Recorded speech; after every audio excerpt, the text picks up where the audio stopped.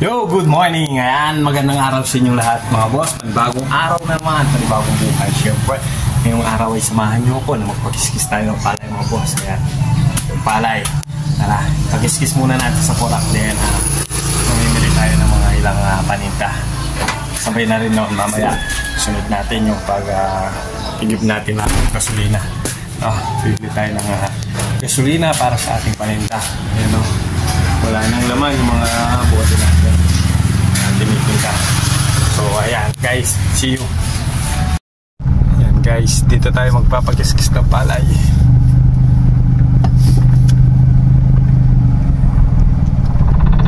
So ayan, syempre guys, bago mag-start ay titimbangin muna para malaman din natin yung babayaran natin syempre. Ayan, hindi pa maandar yung makina mga boss. Ayan, at nag-start na sila na ilagay yung mga palay, no. Mayroon na una sa atin na dalawa, kaya maghihintay tayo. So, or iwan ko muna to para makapamalengke na rin, para pagbalik ko ay tapos na. At ang kiskisan ng palay nito ay dito lang to sa Porac mga boss, katabi ng tawag dito. Ito, katabi niya yung TESDA ng Porac at tapat na rin ng public cemetery ng Porac mga boss. Ayan, nakapamili na ako guys ng mga sabon panglaba.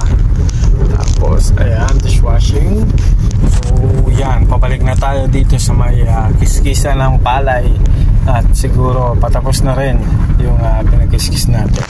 Tapos, diretso na rin tayo pa uwi para makuha naman natin yung kolong-kolong, no? Papalit tayo ng sakyan at kukunin natin yung mga paninda natin na gas. Ayan. O mamaya pang gabi yung pasok natin, sakto. Ngayong umaga makakapag-negosyo muna tayo. Yan, nandito na tayo. So may kiskisan ng palay, no? So waiting pa rin tayo mga boss. At hindi pa tapos yung sa atin, pero malapit na yan. Alam ko yun na yung nakasalang, no? So ayan, panggabi tayo sa trabaho natin bilang sa security guard. Cut-off kahapon. So 16 hanggang 30 panggabi tayo mga boss. Kaya yan, makakakilos na naman tayo pag umaga, no? Makakagalaw tayo para sa extra income, no? Another business mga boss. So pagtapos natin dito at punta lang ako dyan sa farm para kunin yung kolong-kolong at pinag-aakot ng uling, no? So, hiramin natin yung kolong-kolong para makapag-igib tayo ng gasolina na siya namang ititinda natin mga boss, na ilalagay natin sa bote. Yan, kailangan talaga doble kayod mga boss. Kailangan natin sipagan, no? Kasi dito sa Pilipinas, ayan, hindi sapat yung isang income lang talaga kapag may pamilya ka na, no? Kailangan ng another income, extra income or business mga boss. Yan, like nung nasa Saudi tayo, medyo nakakaluwag-luwag tayo mga konti mga boss. Pero ngayon, dala ng pandemic, napahinga tayo dito ng mga ilang taon at nahihirapan tayo mag-apply ngayon pa ibang bansa. So ngayon, kailangan diskarte na lang talaga mga boss kung mag-stay tayo dito sa Pilipinas. Yan, may trabaho tayo bilang isang security guard, or maganda naman yung sahod ng isang security guard. Pero sa mahal na mga bilihin dito sa Pilipinas ay kailangan mo pa talaga ng another income mga boss. So ayan, kita-kits tayo mamaya. Pag uwi ko, sipat na rin tayo para bumili ng gas. Yan, see you. Ayan, sa wakas yung sa atin yung nakasalang, no? Ayan, patapos na yan mga boss, saglit lang naman yan. So see you, maya-maya bili naman tayo ng gasolina. Alright, ayan guys, yung ating gasolina, no? Ayan, no choice tayo. Dito na naman natin na isakay sa auto natin, no?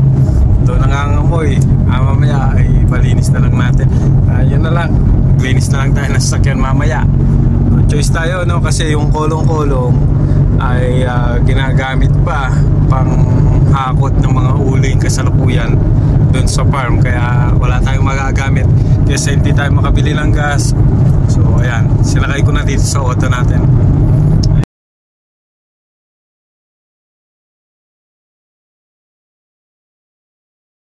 Ayan guys, kasalukuyan tayo magsasali ng ating gas dito sa mga bote. Ayan, ito nga rin, no? At yan, nagka-problema pa tayo dito sa pump natin, medyo bumibigay na. Kailangan na naman natin bumili ng bago mga boss. Mura lang naman to, magkano lang naman to sa Shopee. Ganyan talaga, no? Kasi mura nga lang at saka plastic lang naman ng mga to, bibigay ka ng mga to katagalan, no? lalo na gas yung sinasalin natin.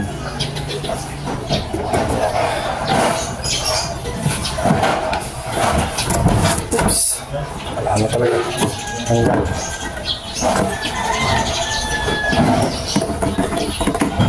umiwalay na talaga. Ayan o, pero alam ko may extra pa naman ako para lang ipagkakadikit niya dito kasi dahil tapos na tayo. Ayan yung unleaded natin, tapos dito yung premium kanina. Ayan, di na tayo nakapag-video, no? Kasi medyo na busy. So ayan, may stock na tayo. And syempre after ng negosyo ay kakain muna tayo, mams. Na naman. Yung ulam natin. Ayan, late lunch tayo mga boss, kaya babawi tayo. Ayan, kain na. Ito, ng manok.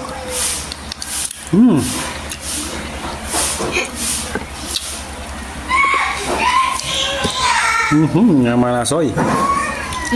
Gising ni Joras.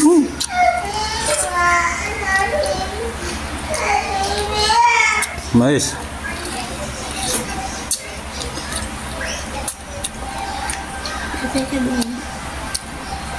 Lerme.